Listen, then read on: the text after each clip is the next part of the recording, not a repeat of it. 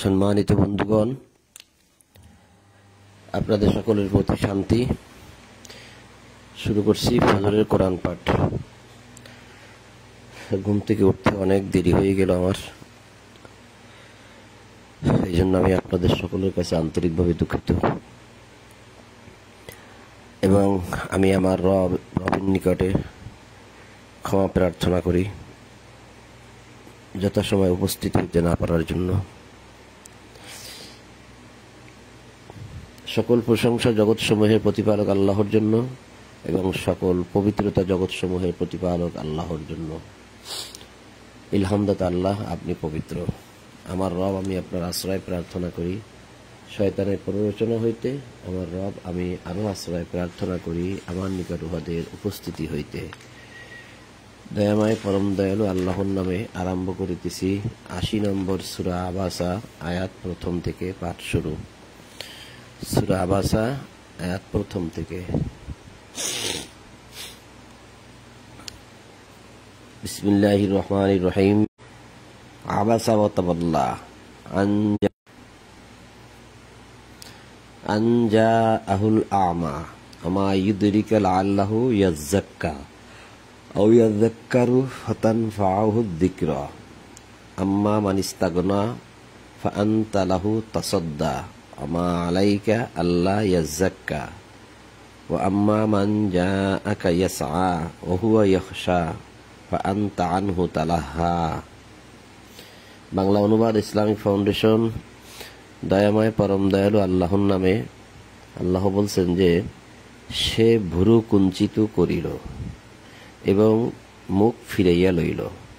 এই সে ভুরু কুঞ্চিত করিল, এই সে এখানে টিকায় লেখা আছে যে সে মানে রাসূলুল্লাহ। সে ভুরু কুঞ্চিত করিল এবং মুখ ফিরাইয়া লইল, কারণ তাহার নিকট অন্ধ লোকটি আসিল। তুমি কেমন করিয়া জানিবে সে হয়তো পরিশুদ্ধ হইত অথবা উপদেশ গ্রহণ করিত, ফলে উপদেশ তাহার উপকারে আসিত। পক্ষান্তরে যে পরোয়া করে না, তুমি তাহার প্রতি মনোযোগ দিয়েছ, অথচ সে নিজেকে পরিশুদ্ধ না হইলে তোমার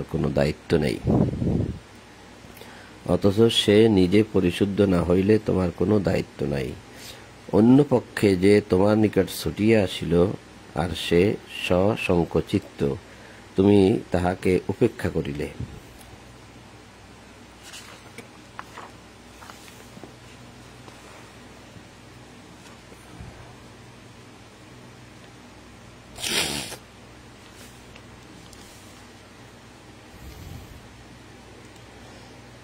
না, ইহা ঠিক নয়।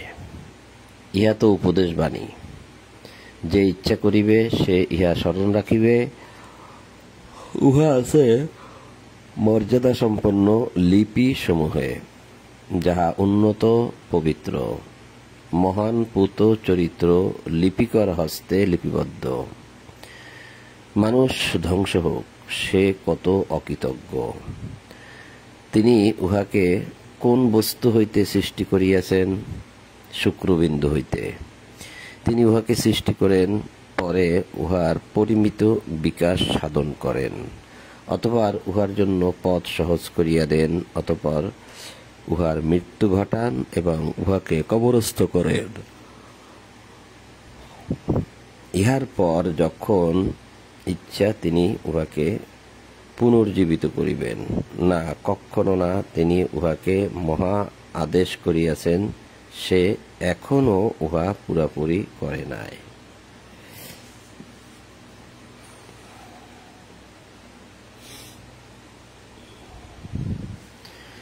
মানুষ তাহার খাদ্যের প্রতি লক্ষ্য করুক।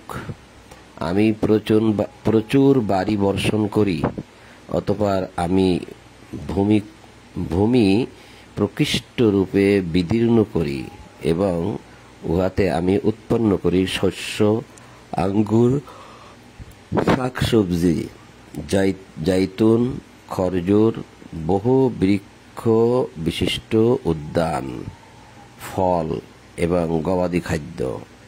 ইহা তোমাদের ও তোমাদের আনামের ভোগের জন্য। যখন কিয়ামত উপস্থিত হইবে সেই দিন মানুষ পলায়ন করিবে তাহার ভ্রাতা হইতে এবং তাহার মাতা ও পিতা হইতে, তাহার পত্নী ও তাহার সন্তান হইতে।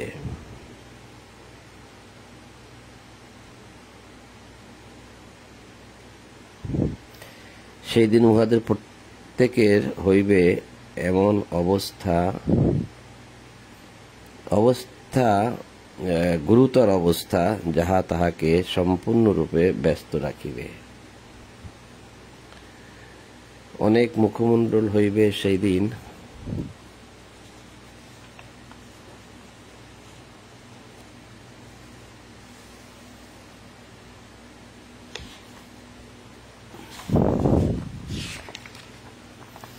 অনেক মুখমণ্ডল হইবে সেদিন উজ্জ্বল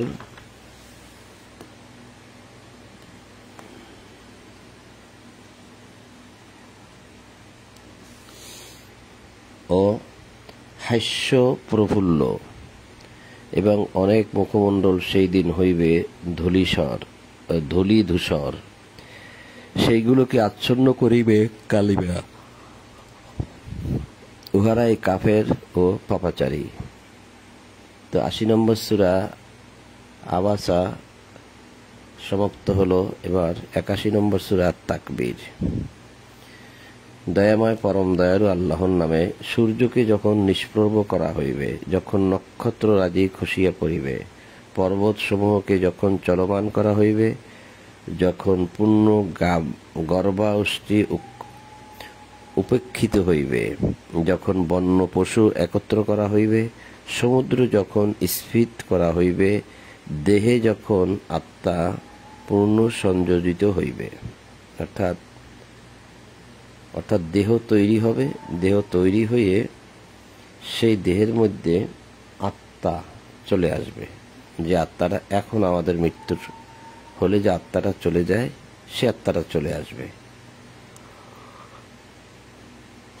যখন জীবন্ত সমাধিস্থ কন্যাকে জিজ্ঞাসা করা হইবে, জীবিত যাদেরকে হত্যা করা হয়েছে, কবরস্থ করা হয়েছে, জীবিত তাদেরকেও জিজ্ঞাসা করা হবে যে কি অপরাধে উহাকে হত্যা করা হয়েছিল। যখন আমলনামা উন্মোচিত হইবে, যখন আকাশের আবরণ অপসারিত হইবে, জাহান্নামের অগ্নি যখন উদ্দীপিত করা হইবে এবং জান্নাত যখন সমী পরবর্তী করা হইবে, তখন প্রত্যেক ব্যক্তি জানিবে সে কি লইয়া আসিয়াছে। আমি শপথ করি পশ্চাৎ অপসারণকারী নক্ষত্রের, যাহা প্রত্যাগমন করে ও অদৃশ্য হয়ে যায়।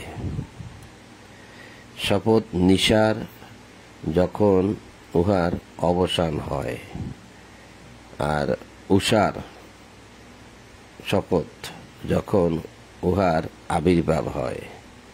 নিশ্চয়ই এই কোরআন সম্মানিত বার্তা বহের আনিত বাণী। সে যে সামর্থ্যশালী আরশের মালিকের নিকট মর্যাদা সম্পন্ন, যাহাকে সেখানে মান্য করা হয় যে বিশ্বাসভাজন।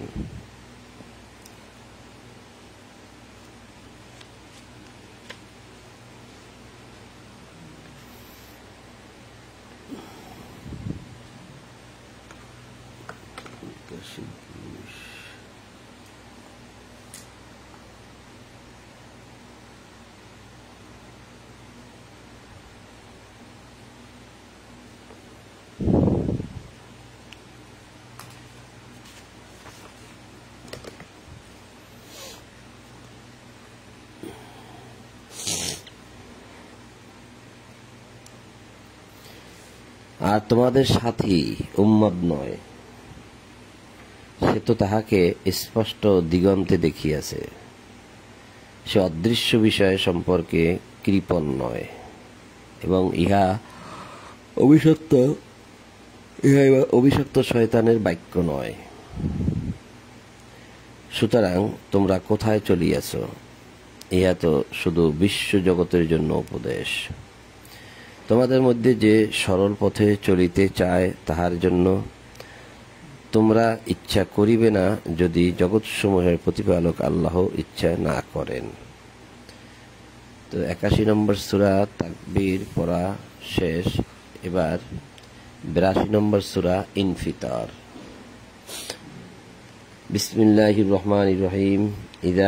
ইদাস সামাউন ফাতারাত ওয়া ইদাল কাওয়াকিবুন তাসারাত ওয়া ইদাল জিবালু ফুজ্জিরাত ওয়া ইদাল কুবুরু বুসিরাত আলিমাত নাফসুম মা কদ্দামাত ওয়া আখখারাত ইয়া আইয়ুহাল ইনসানু মা গাররাকা বিরাব্বিকাল কারীম আল্লাযী খালাকা ফাসাওয়াকা ফাআদালাক ফি আইয়ি সূরাতিম মা শাআ রাক্কাবাক কাল্লা বাল তুকাদ্দিবুনা বিয়াউমিদ্দিন ইন্না আলাইকুম লাহাফিজিন কিরামান কাতিবিন। দয়াময় পরম দয়ালু আল্লাহর নামে। আকাশ যখন বিদীর্ণ হইবে, যখন নক্ষত্রমণ্ডলী বিক্ষিপ্তভাবে ঝরিয়া পড়িবে, সমুদ্র যখন উদ্বেলিত হইবে এবং যখন কবর উন্মোচিত হইবে, তখন প্রত্যেকে জানিবে সে কি অগ্রে পাঠাইয়াছে ও কি পশ্চাতে রাখিয়া গিয়াছে। হে মানুষ, কিসে তোমাকে তোমার মহান প্রতিপালক সম্বন্ধে বিভ্রান্ত করিল, যিনি তোমাকে সৃষ্টি করিয়াছেন, অতঃপর তোমাকে সুঠাম করিয়াছেন এবং সুসমঞ্জস করিয়াছেন। যেই আকৃতিতে চাহিয়াছেন তিনি তোমাকে গঠন করিয়াছেন, যেই আকৃতিতে তিনি তোমাকে চাহিয়াছেন গঠন করিয়াছেন, তোমাকে গঠন করিয়াছেন। না, কখনো না। তোমরা তো শেষ বিচারকে অস্বীকার করিয়া থাকো। অবশ্যই আছে তোমাদের জন্য তত্ত্বাবধায়কগণ, সম্মানিত লিপিকর বিন্দু। এটাই আরবি হচ্ছে কিরামান কাতিবিন। এই যে কিরামান কাতিবিন, দুইজন লেখক, সম্মানিত লেখক। আর এই কিরামান কাতিবিনকেই আমরা বলে থাকি ফেরেশতা, মানে দুই ফেরেশতা, যেটা আমরা বলে থাকি।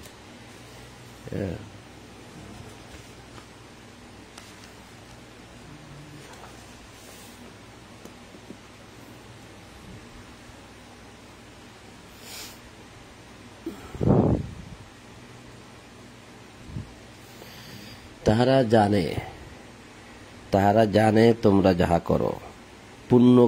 পুণ্যবানগণ তো থাকিবে পরম স্বাচ্ছন্দ্যে এবং পাপাচারীরা তো থাকিবে জাহান্নামে।